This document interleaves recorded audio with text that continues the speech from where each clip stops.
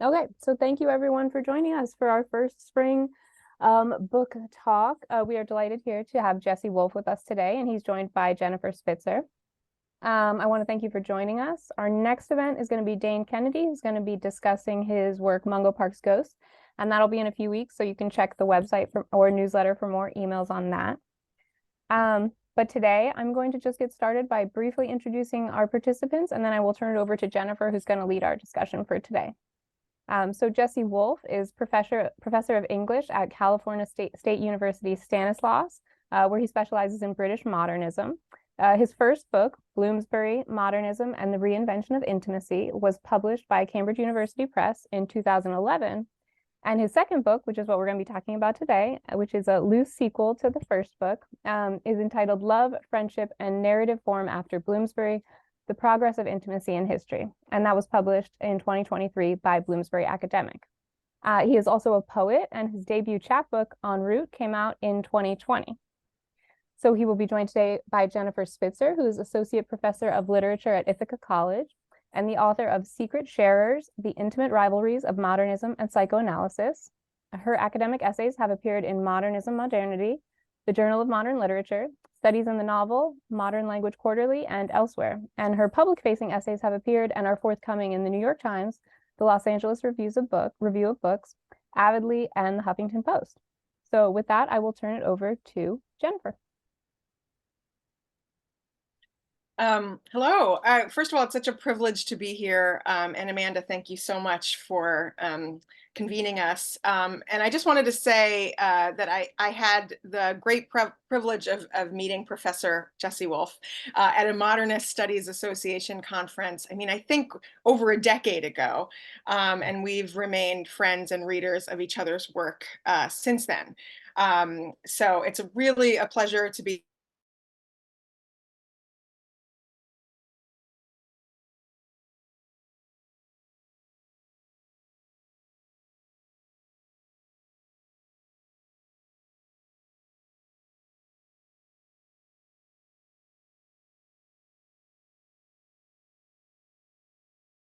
and eager for Jesse's response, and then we'll turn it over to the audience for any questions. Professor Wolfe's first book, Bloomsbury, Modernism and the Reinvention of Intimacy from Cambridge in 2011, had, I will say personally, an enormous impact on my thinking about the role of intimate relations within the Bloomsbury group. Wolfe analyzes, and of course, it's never lost on me that Jesse's last name is Wolfe, and he's also a brilliant scholar of Virginia Woolf.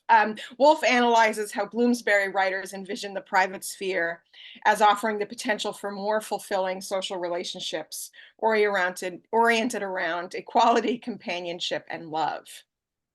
In readings of 6 writers associated with Bloomsbury, Wolfe shows how they offered new ways of envisioning marriage as a space of friendship and equality, and new forms of intimacy, including same-sex and polyamorous relationships, platonic and romantic friendships. And he's also equally interested in family dynamics, child-parent relationships, even the dyadic intimacy between therapist, analyst, and patient. In Wolfe's words, and here I'm quoting, Bloomsburyans entertained ideas of the public and private spheres evolving in solidarity. As British colonialism ended, or as the middle class's dominance over public life waned, clearing space in which healthier intimacies might thrive. Such writers, end quote. Such writers and thinkers as Virginia Woolf, E.M. Forster, D.H. Lawrence, and Freud were hopeful about the potential for progressive change latent within interpersonal relationships, as an optimism which I feel is often downplayed by scholars of modernism. Bloomsbury writers anticipated many contemporary authors by advocating, in Woolf's words, quote, pluralistic free-thinking, feminism, and anti-homophobia. But as he also points out, they were often as skeptical towards ideas of progress as they were hopeful about transformations both within private and public spheres. Professor Wolfe's monographs are rigorously researched, analytically rich, and stylistically elegant. It doesn't hurt that he's also a poet, I must say. And I feel privileged to take part in the launch of his second book today, Love, Friendship, and Narrative Form After Bloomsbury. This book extends and expands the project of the first by addressing the philosophical, ethical, intellectual, and aesthetic legacies of Bloomsbury modernism. Wolfe follows Bloomsbury's novelistic heirs and their representations of how intimacy has evolved within contemporary life. He examines contemporary authors such as Rachel Cusk, Pat Barker, Salman Rushdie, Zadie Smith, Ian McEwan, and others, and their formal and thematic dialogues with writers including E.M. Forster, Virginia Woolf, James Joyce, D.H. Lawrence, and Sigmund Freud. By explicitly engaging with their modernist precursors, contemporary authors pose a series of significant questions about whether subjects are finding greater freedom, happiness, self-acceptance, and pleasure within intimate social relations. Wolfe is interested in depictions of all sorts of intimacies, as I also mentioned before, from parent-child dynamics to the intimate dynamics of the analytic session, to interracial marriages, romantic friendships, platonic relationships. The novels that he examines in this book, from Atonement to Arlington Park to On Beauty, are often possessed of a set of yearnings toward perfected love and more equitable relations between genders, while also expressing a, quote, troubled optimism about social relations in an era beset by stark economic, gender, and racial inequality. In modernist texts, as we recall, social hierarchies and gendered inequalities often mar the possibilities of more intimate, equitable bonds. Interested in ambivalence and complexity, Wolfe discerns not only the anxieties of fragmentation and disconnection of contemporary life, he also sees the optimism in interpersonal intimacies expressed in the work of Bloomsbury authors and their inheritors. In his pairings of writers like Rushdie and Forster, for example, Wolfe analyzes how same-sex bonds, both platonic and romantic, are troubled and often foreclosed by the violent hierarchies of British colonialism. In another chapter, Wolfe illustrates how Zadie Smith pays homage to Forster by extending his, quote, humanistic investment in the idea of a flawed yet irredeemable self. Oh, excuse me, flawed yet redeemable self. In yet another rich example, Wolfe argues that Pat Barker's Regeneration trilogy, quote, allows for both a dark anthropologically informed reading that stresses the human compulsion to violence, and a more historically sanguine reading, according to which the intellectual and emotional development of its hero, Dr. Rivers, illustrates how society might grow wiser and more compassionate, end quote. Ultimately, Wolfe illustrates how these contemporary texts, in formal and thematic dialogue with their modernist precursors, exhibit both a skepticism towards narratives of progress and an optimism about forms of intimacy and enchantment that might help repair a deeply fragmented society. And without further ado, I thought if it is okay with you, Jesse, that I would throw out a first question for you, and I'd love to hear your responses. And it's also a pleasure for me because I get to kind of relive reading this book. So this is sort of perhaps a more question about inspiration and the formativeness of this book. But you had, again, published this really searching and fascinating book on Bloomsbury modernism and intimacy in 2011. And I'm hoping I got that year right. And I'm just curious, what made you want to write a sequel of sorts and to examine the kind of contemporary resonances, particularly within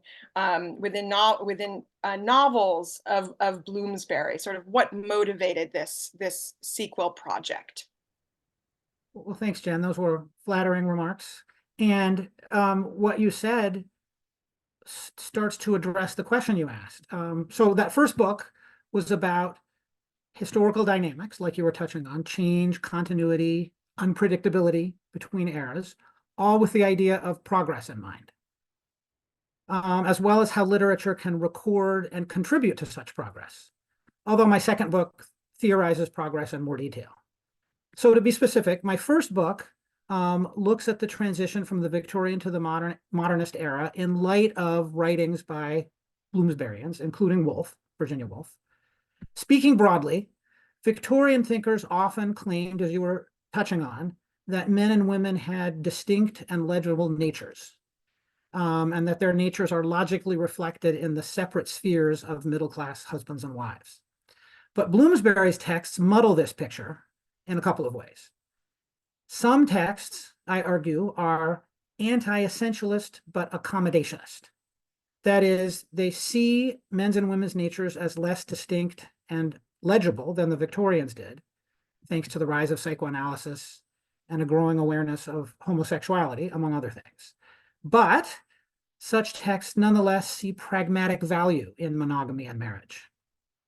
What we might call this jagged alignment between their pictures of men's and women's natures on the one hand and a healthy social order on the other hand is part of what I think is interesting about them. Other Bloomsbury texts are ambivalent in the opposite way, and I can talk about this more in the Q&A, portraying men and women as clearly different from one another in a Victorian manner, so being more essentialistic in their treatment of gender, but nonetheless seeing marriage as imprisoning for women. So the thinking I did for that book, which as you said is now a little more than a decade old, laid a foundation for the book we're talking about now. It led me to ask, so if that's where Bloomsbury came from and how they responded to ambiguities in early 20th century life, then where has the group led to? How do their legatees respond to ambiguities in contemporary life now? So I don't claim excessive influence for Bloomsbury on contemporary thought, but I do think they opened up productive questions about psychosexuality, intimacy, historical change, and literary form. Questions that exercise a lot of writers today, many of whom call back to Bloomsbury directly. Questions like, what are men's and women's natures? What does this mean about how we can live our intimate lives? From our relations with lovers and spouses to those with our parents, our kids, our friends. Are previous generations' answers to these questions no longer useful? And if not, how should we revise them? So we're at a history conference, a history organizations conference right now, or event right now, with my training as a literary critic and my specialization in modernism, which covers roughly the years 1900 to 1930. I'm interested in aesthetic experimenters, like you mentioned, Virginia Woolf, Freud, Salman Rushdie, whose innovative forms help them to generate these valuable questions. Yeah, no, that's a very helpful answer. And of course, I am also sort of motivated and interested in, by both historical and formal questions. And again, the sort of thematic, formal, but also historical continuities and sort of ruptures you see between these two periods, roughly 100 years apart. And I guess I was interested, so thinking back, I guess, about the earlier historical moment of experimental literary modernism, and specifically Bloomsbury. I guess I was wondering, maybe even in both books, how you see yourself challenging some of the conventional ways that literary modernism, again, as a kind of cultural and artistic formation, how it has been written in the past. How do you see yourself in your two books sort of in some ways challenging some of the ways it's been captured and described in the past by scholars? Great question. I could go on for a long time. Yeah. In some ways, I don't challenge our field's fundamental concepts. So I was just talking about artists using new forms to ask new questions. That's like the bread and butter of modernist studies. So I'm right there with that. But I guess one way that I am in my recent book being contrarian concerns tone. You were talking about this in your opening remarks too. So starting on page 1, I'm going to pick it up so I can quote accurately from my own book. I argue that 4 forms of historical pessimism and philosophical skepticism have been common in fields including modernist studies. So they are, as my book lists them, a disbelief in historical progress, a disbelief in love, or a skepticism about love, skepticism concerning the coherence of the human subject, and skepticism toward realist narrative techniques. So these are the same attitudes that make modernism so interesting and exciting to study, and they've been articulated by many important figures. But even as I note them and note their interconnections, I push back against them to a considerable degree. That is, I try to argue that many modernist texts are most interesting not because they adopt uncompromising positions, but because they ask questions about these topics and probe their interrelations. I could add that I'm not the only scholar who's pushing back. Other theorists have also noted the cachet that negativity, quote unquote, a sort of buzzword of various sorts, has gained, and have worried about the chilling effects that this can have. So I guess most importantly, my recent book pushes back against the disrepute into which the idea of progress has fallen. I think there's a lot of pushback coming, even in the New York Times in recent years, against a sort of knee-jerk historical pessimism. That might be good Q&A material too. So with all that's wrong in the world, in our stretched out Trumpian moment, and in the wake of philosophers like Lyotard, who in 1979 critiqued meta-narratives, it can seem disreputable to ask, how have things gotten better, say, since the First World War, for women in the West, or for minorities, or for married couples, in light of increasing egalitarianism and the freedom to divorce? So without believing in a divine promise or in any guarantee of progress, we can also ask, how durable are any of these trends? And the 6 authors in my new book all ask questions like these, and they find useful precedents in how Bloomsbury asked similar questions with the help of their experimental artistry. That's not to say that any Bloomsburyans or their legatees are Pollyannas. Actually, they're all ambivalent. So I guess you can tell that I like ambivalence. I like ambivalence for philosophical and aesthetic reasons. And some of these writers, like Rachel Cusk, lean in pretty pessimistic directions, pretty skeptical directions. She finds inspiration in Virginia Woolf for those attitudes. Michael Cunningham also takes inspiration from Woolf, but he leans in more hopeful directions. So the fact that these 2 pretty different writers today can both take inspiration from her and run different directions with it says a lot about how provocative her art continues to be. And I think you sort of you wonderfully anticipated my next question, and you already started to answer it. So it may be a matter of, you know, thinking through, you know, one of these authors in greater, in sort of greater detail. But I was curious, you know, of course, given our own, you know, illiberal moment, perhaps. I guess I was wondering how some of these contemporary literary figures that you profile in this book, from Zadie Smith to Rushdie to Cunningham, Michael Cunningham, but also the theorists that you really pay quite a bit of attention to: Lauren Berlant, Sarah Ahmed, Jose Munoz.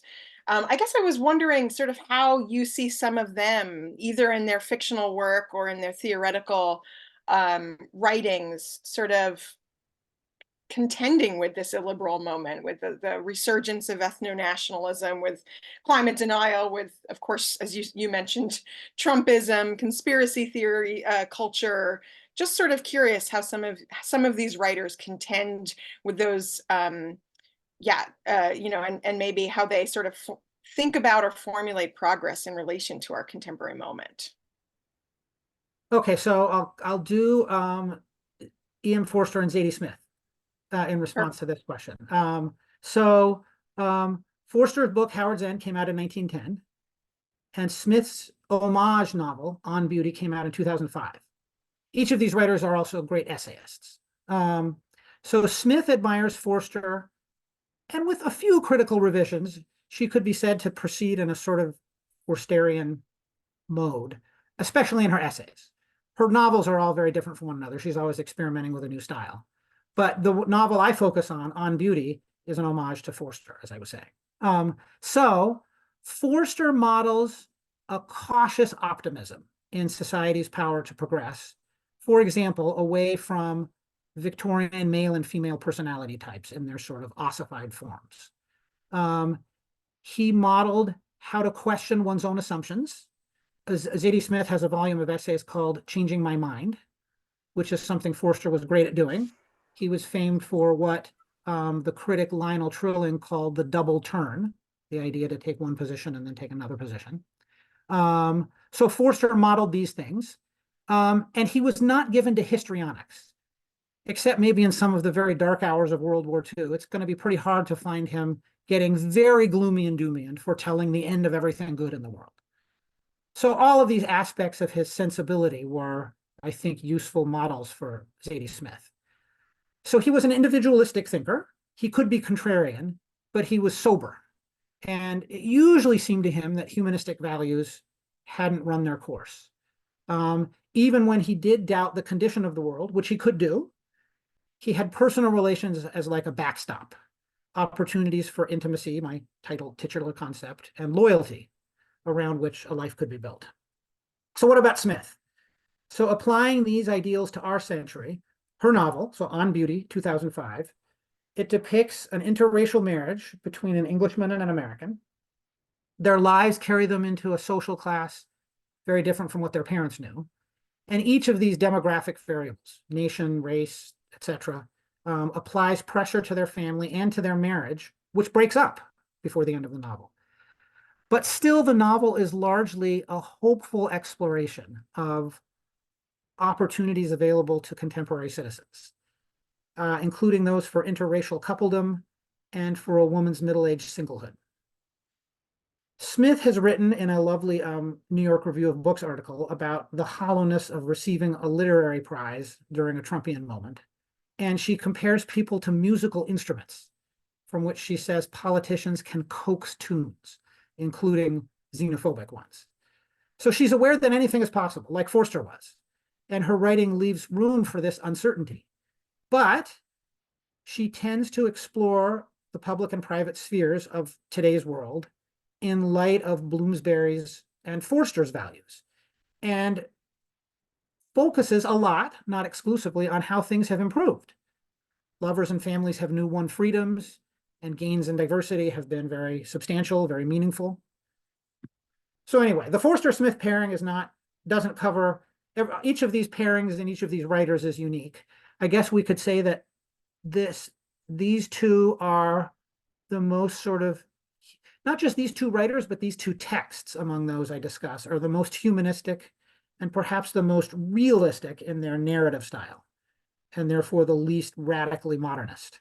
But each of them is complicated in that regard as well. Yeah, I keep thinking of Forster's opening epigraph, right? Like only connect, right? And then there's, as you say so beautifully in this book, right? There's both the question, are these kinds of sort of subversive connections possible? Can they be sustainable? And then we do see all sorts of connections across class, across race, in both Zadie Smith and Forster's work. And I guess you led into my, I would ask a couple more questions and then turn it over to the audience, but I have maybe two more here. I guess I was wondering what you found. So first a question about Bloomsbury, and then maybe a question more about these contemporary authors. What you found the most maybe refreshingly progressive or emancipatory or even utopian, I dare to use that word, about Bloomsbury values and practices that might have also been appealing to more contemporary writers. I guess I'll reorient to that question just a little and talk about Please. the questions that their books raise. And the utopian question is an interesting one. Forster said 2 cheers for democracy, 3 cheers for love, the beloved republic. So he was pointedly anti-utopian, I think, in the way he wanted to think about society and politics. A progressive and an optimist, usually, but at least in his case, I would hold the utopian label somewhat at bay. Okay, so Wolfe and Cunningham. Well, we can go back to that pair. So Clarissa Dalloway and Mrs. Dalloway, she's complex. She's struggling with very modern burdens and ambivalences. She's married to a decent guy, if he's unexciting, Richard. She didn't partner with either Peter or Sally, both of whom she seemed to have been in love with 3 decades ago. These people are on her mind as the novel unfolds. She's thinking about the lives she might have lived, or at least has a dim sense of what those lives might have been. They're present for her readers as they are for her. but maybe Richard was her best choice. I tend to think so. That's not the important thing, that the answer to that question, who the best choice is, so much as the question about Clarissa's options, the excitement that Sally represents, but a homophobic society that Clarissa had to navigate, Clarissa's own mental instability, and Richard's dependability and his wealth. Anyway, so like I said, I guess that I'm not exactly answering your question about utopianism. So Cunningham. So Cunningham's novel, The Hours, which is an homage to Mrs. Dalloway, just like Zadie Smith wrote an homage to Forster. Cunningham's novel depicts three women living in 3 or 4 different eras, from the 1920s through the 90s, and struggling with unfulfilling intimacies and mental health problems. So you've got Virginia Woolf. She shows up living in the 1920s in a suburb of London, and in the 1940s when she commits suicide. You've got a woman named Laura, based on Cunningham's mother, living as a trapped housewife in the 1950s in Southern California. And then you've got a lesbian named Clarissa, the same name as Woolf's heroine, living in New York in the 1990s. So Cunningham deals with dark stuff: suicide, mental illness, women's feeling of entrapment, loneliness within intimate relations. But by virtue of its structure, moving through history as it does, The Hours ask questions about change and progress, as well as about whether some things maybe don't improve. It explores burdens, regrets, and joys that a woman like Clarissa Vaughan, might carry as results of the choices she made about whom to partner with. Choices that were less available to previous generations, which is an obvious but key point. Yeah, that's I think, a beautifully illustrative example, right? That both of these texts sort of embody a certain set of longings, even emancipatory longings, or sort of relationships not followed, right? But of course, even in the more contemporary Cunningham text, right, there's this sort of the limitations of choice and the kind of reality principle, the sort of sobering possibilities that both of these main characters have to kind of navigate, right? And so we have that sort of complexity that I think your book really captures so nicely. And I thought I would just ask one more question, and then maybe we could turn it over to the audience, if that would be okay. But I also have other questions, if if there's a pause. But I guess one more question I would ask, because I noticed that in your past project, in your current project, but also I've heard some rumblings about a future project, you are quite interested in sort of Enlightenment thinking and how it lingers and is sort of taken up, but also scrutinized, challenged by Bloomsbury authors, by contemporary writers, really sort of cosmopolitan contemporary authors, and then also potentially some of the authors you're looking at and artists you're looking at in your next book. So I'm just wondering, that's a long way of saying sort of, often modernists are viewed as sort of rejecting Enlightenment notions of progress, but I'm sort of interested in sort of the status of Enlightenment thinking for you, what interests you about this sort of longue durée of Enlightenment thinking in relation to some of the authors you've worked on. What a great question. Yeah, thanks. Okay, so in my recent book, I suggest that we might think of modernity as a phase of the long Enlightenment, the longue durée of that, as you were saying, which means we can think similarly about modernism. So those two words, modernity, referring to historical conditions, and modernism, referring to aesthetic responses to those conditions, those are sort of buzzwords in our field. So if modernity is a phase of the Enlightenment, what do I mean? Well, okay, I'll do a little summary of a section of my book.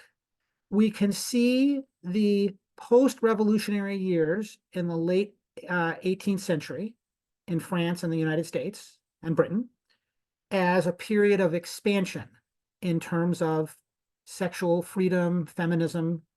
This is the period in which Mary Wollstonecraft wrote A Vindication of the Rights of Man and A Vindication of the Rights of Woman. So the Victorian era, this is a very quick history. The Victorian era then becomes largely a retrenchment of family values against the threats posed by Wollstonecraftian feminism. The early 20th century could be another period of rebellion and expansion in some ways. Feminism, stirrings of queer politics are happening then. Bloomsbury is a big part of that. Although, as I talk about in my first book, modernism, the modernist era, comes smack dab in the middle of the era of mandatory marriage. So from about 1850 to about 1960, in Britain and America, large, stable majorities of people got married and stayed married. And that really started to fray, especially in the 70s. So the modernist era then is going to be one of these periods of expansion with qualifications. And then maybe the 1950s would be another, like a redux of the Victorian era. So, in other words, the Enlightenment project, you might say, is rolling on through the decades, through the centuries since the American and French Revolutionary years. But maybe there's a cyclical or pendulum-like rhythm to it where there are periods of expansion and periods of contraction. So that gives me a frame for thinking about modernism, for thinking about its historical moment, both in its, you could say, marriage and family values aspects, and in its liberatory and rebellious aspects. The sociologist Anthony Giddens is worth bringing up. So he wrote a book in the 1990s called The Transformation of Intimacy, and he has a chapter called Intimacy as Democracy, which draws on Enlightenment ideals, to get back to your question, and it lists 4 ways that democratic values apply to marital relations and parent-child relations, just like they do to state-citizen relations.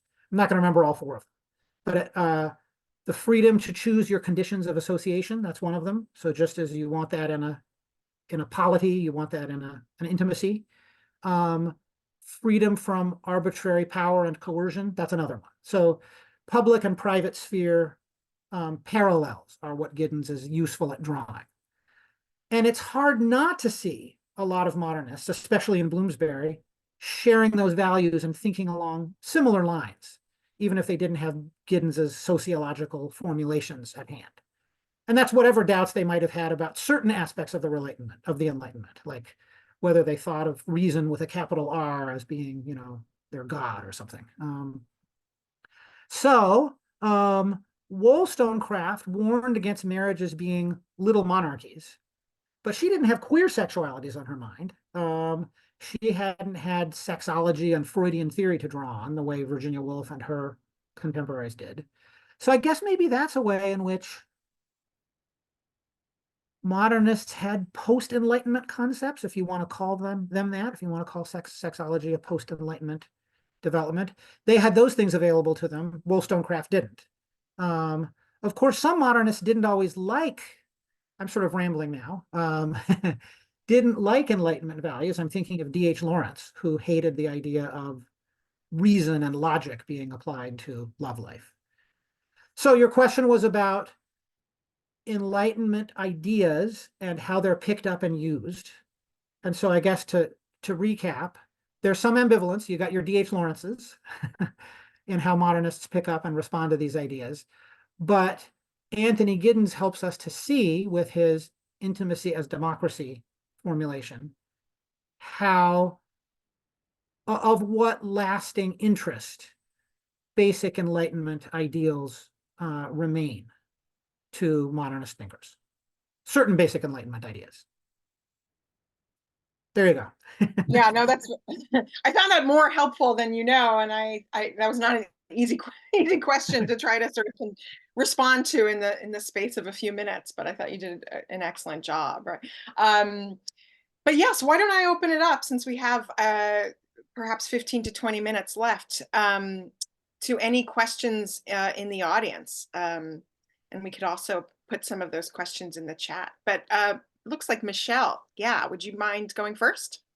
Sure. Michelle, Congratulations. Can I say that your book is, I attended, as you may remember, the Yes. launch party for your book, which is great. Oh, it's so lovely to see. kind. Yeah. I was just going to say congratulations on the book. What a wonderful achievement. I'm looking forward to reading it. So I have a question that I hope doesn't, I'm a great fan of Zadie Smith, and I have The Fraud sitting on my shelf.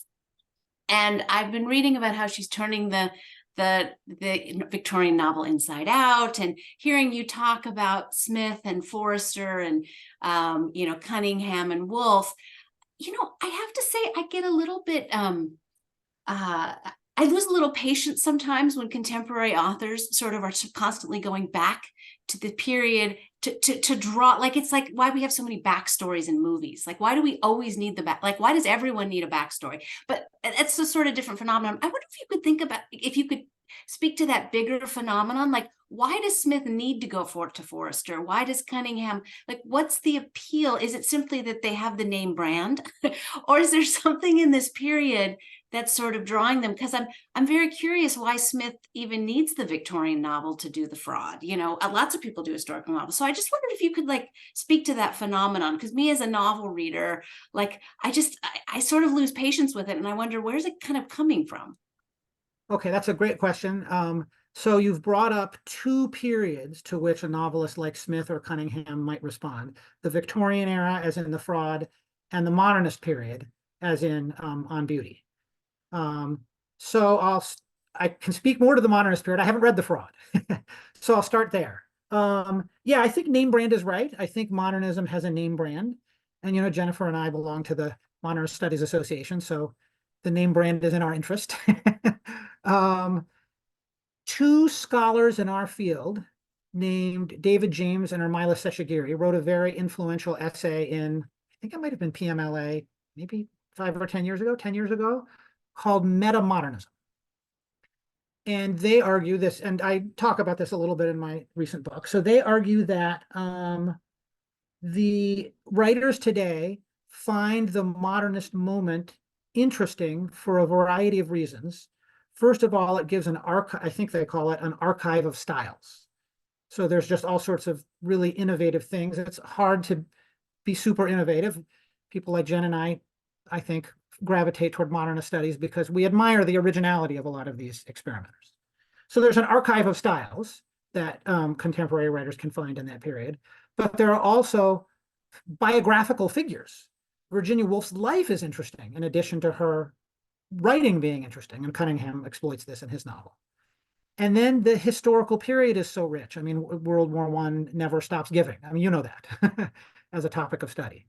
So yeah, I guess I understand your expression of exhaustion or frustration with, the term postmodernism has fallen out of fashion. It might be of limited use, but its very structure indicates the name brand you spoke of, that modernism has a name brand, so much so that a subsequent movement will name itself in relation to that movement. Anyway, yeah, I'm guilty of contributing to the marketability of that name brand. My books are, the word modernism is in the title of my first book, so I like the name brand. I didn't answer I'd have to think about the Victorian part of your question. So why it is that Jesse Matz, another modernist scholar of whom I know Jen is also fond, has talked about exhaustion, periods of exhaustion in literary history. And I think some people say you're not the only one who, I guess, picks up on that and wishes that there weren't so many, in essence, remakes or responses as we seem to be getting. For a Virginia Woolf fan like me, though, I don't mind reading The Hours. No, I love The Hours. No, thank you for that. Well, I'm going to get to that Zadie Smith book, but all the criticisms about it being a remaking of the undoing of the Victorian novel, I'm like, oh, it feels like there's too much weight on it. It feels like it's homework, Yeah.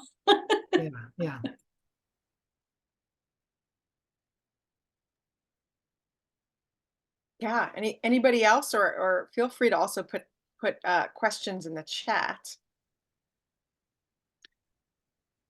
I was also just wondering, I was going to say, as a real totally in total agreement with what Jesse said, but also I had the same question that you just also asked, but there's something about, I wonder, modernism seems so experimental in its fascination with consciousness and with sort of being able to use the novel as a form to explore multiple competing consciousnesses, whether through figures like Faulkner or Wolfe.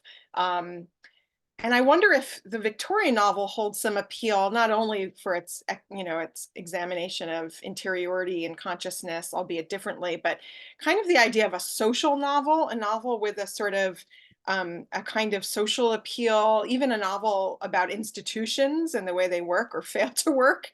I see those two, both their sort of thematic and formal sort of preoccupations as being appealing to contemporary writers, but it does seem like there's something so recursive going on. Yeah. Yeah, that's a great answer.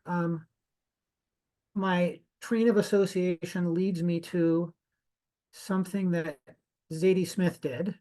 I don't know, Michelle, you might find this interesting. So when Zadie Smith's first novel, White Teeth, she started writing when she was in college. That should make us all jealous, I think.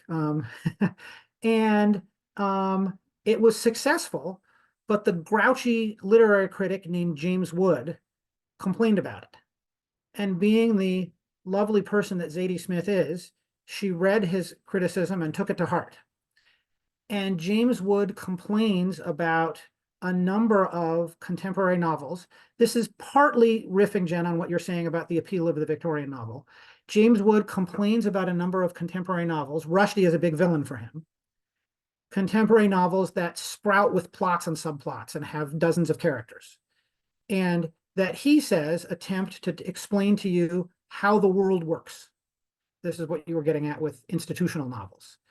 And Wood said that he would prefer it if more novelists tried to tell you how somebody felt about something rather than how the world works. But maybe, it's fascinating to think about how the world works, and maybe the Victorians were really good at it. Maybe on whole, they did that more than the modernists did. I'm generalizing. And so maybe that's one reason that somebody like Smith might want to go back to that literary historical era too.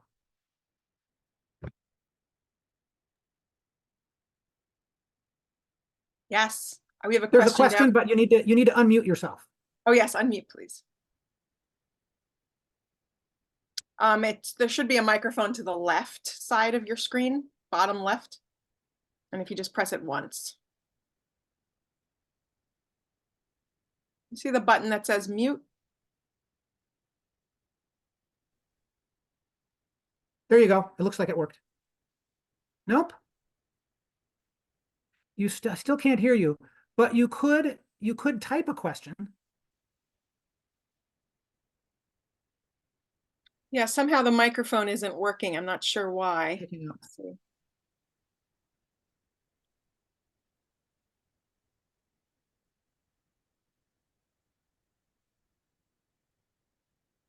Would you be able to type the question into the chat? Into chat?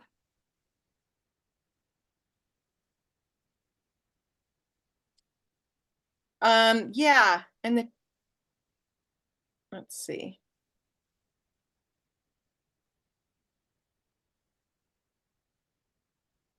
Right. If you look in chat, then you just got a message.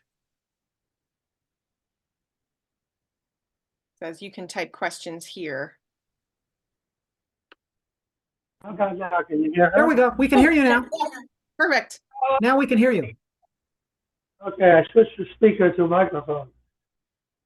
Yeah, I think one of the reasons that Zadie Smith might have chosen the period that she chose for The Fraud, which I just recently finished reading, is because it's mapped out. You can see the different forces so much more clearly. I mean, there are many, many articles in newspapers and magazines of connecting all the forces at play today, but those are crystallized not only in history books but in novels. So it's a more accessible ball. And what she does in The Fraud is show how the whole society is intimately connected, and that everybody was involved in slavery, no matter what ideals they proposed and what sterling articles or novels they wrote anti-slavery. They were all involved in slavery because many of them had their money coming from slavery, and they were all involved in the oppression of the poor and the contempt for the poor. I think it sits at a far enough distance that you can see more of a shape than in the modern world, where the villains are constantly emerging from the background, and you don't quite know how to tie them in to the good guys. But her point is they're all connected. All the good guys and the villains are really working the same economy of not just money, but of ideas and of social position. I guess is not really separate from that. But at any rate, that's probably one of the lasting. So much was written in the Victorian period, explaining the Victorian period, so that I think it is a comprehensible picture that you can then put another spin on. Yeah. Lytton Strachey, in his book, The Eminent Victorians, writing from the modernist era, talked about how historical distance simplifies and clarifies. You weren't talking about it simplifying. I think those were his words. But I guess he was already seeing the Victorian era as different enough from his own that it had some of that potentiality that you're talking about for analysis.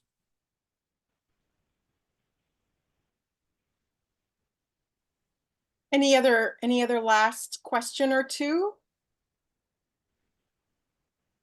I also have one, I must say, in my back pocket, but can I throw this one out there while we wait? So Jesse, I was going to ask you, so this is maybe more personal, but of course, I confess to being one of the many who are,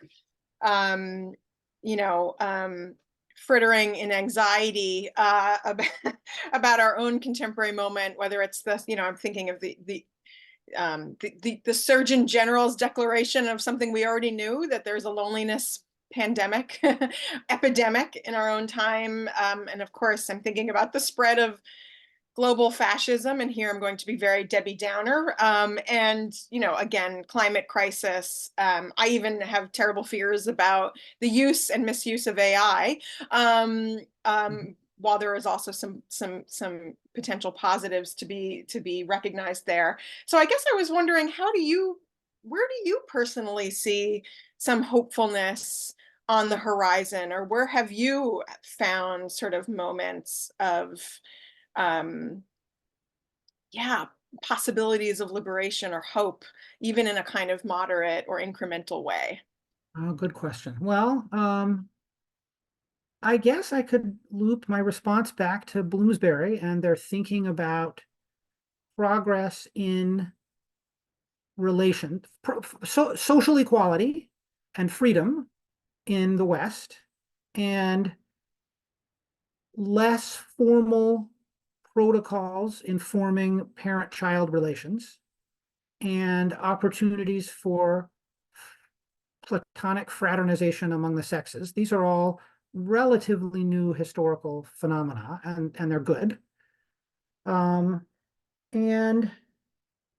I guess the fact that we don't know what the future is going to hold for us can counsel us against overconfident pessimism. So that would be one thing I would say. Everything you listed is on my mind too. It's on everybody's mind, I think.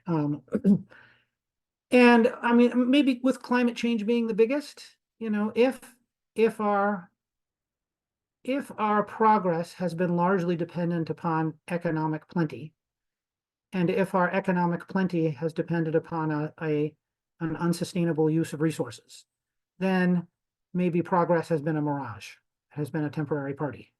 That thought haunts me. I don't really have a refutation of that worry, other than to say, well, I don't know. I don't know what the future holds. What else was I thinking? You were asking about. Well, I mean, so I was talking earlier about popular venues such as the New York Times being places where we get pushback against programmatic pessimism. Nicholas Kristof being one example. Nicholas Kristof will be able to say things like, 2023 was the best year ever. A year after saying 2022 was the best year ever. And he can say these things because every year, many fewer children die of diseases that used to be incurable than died the previous year. Numbers of people who are alive today that dwarf the number of people who are dying in the Gaza Strip, which is, of course, horrifying. But at a sheer numerical level, medical advances make human life possible today for scores of people for whom it wouldn't have been possible a short time ago.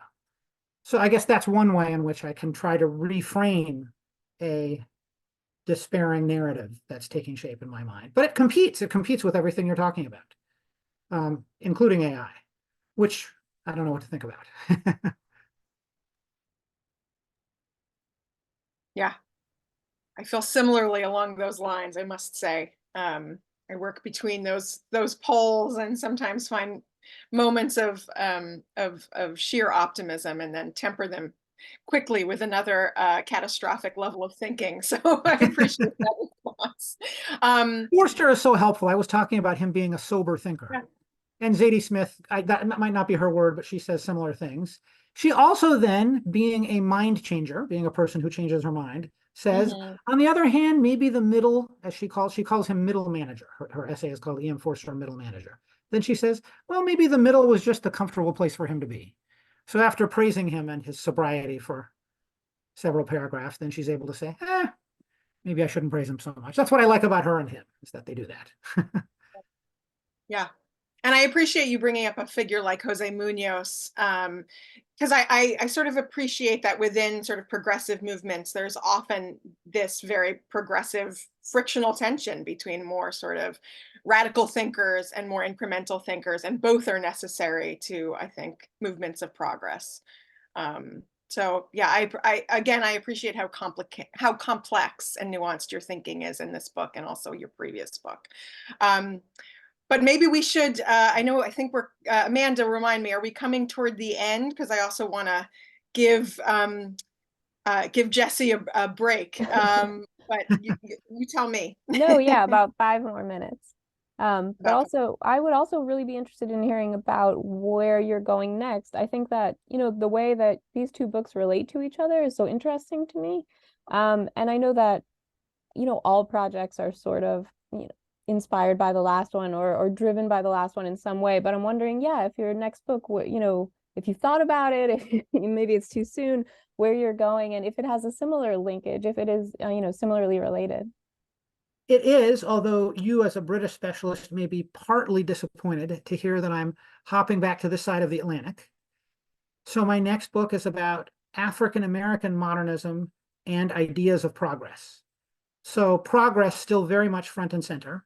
And I'm wondering how it might or might not look differently through the eyes of various Black artists and thinkers, from Richard Wright in the 1930s to Spike Lee in the 1980s and Toni Morrison in the 70s. And I'm interested in all kinds of ideas of progress in these artists' thinking, as well as in the thinking of political figures, ranging from the right, from Booker T. Washington and Marcus Garvey through Clarence Thomas, all of whom I'm going to talk about, and broadly speaking, the left, from the early Du Bois through Martin Luther King and Barack Obama, all of whom I'm going to be reading and thinking about in my intro and conclusion. But my book's mostly going to be about 5 writers and 1 filmmaker. It's going to change, but that's what I think it's going to be about now. I think that sounds fascinating. I'm so glad that you are, that's what I love about scholars and writers who sort of extend their projects into new archives, into new thinkers, into sort of new areas. But sort of you have already this kind of rich, I think, sort of archive of thinkers and theorists and Yes. histories that I think will only make this book that you are in the process of writing more sort of richly thought out. So I'm really excited I about hope that. so. Thank you. Yeah. Obviously, I have catching up to do in terms of developing expertise in African American studies, but I've got a lot of practice in modernist studies. So I hope I can bring something to discussions of these African American texts that my training as a modernist has given me. Yeah. Yeah. Going into new archives is exciting. Virginia Woolf and E.M. Forster have given me great pleasure for about 25 years as sort of anchoring my scholarly thinking. But now Zora Neale Hurston and James Baldwin get to, take a more center stage role, and that'll be great too. Oh, well, I will read that book. I can't wait for it. Thanks. Give me, at least 5 years, but Yes.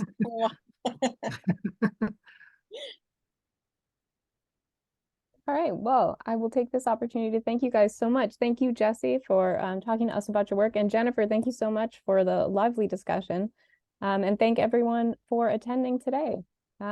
We hope to see you at some of our other events and check the website for more information. So thank you all.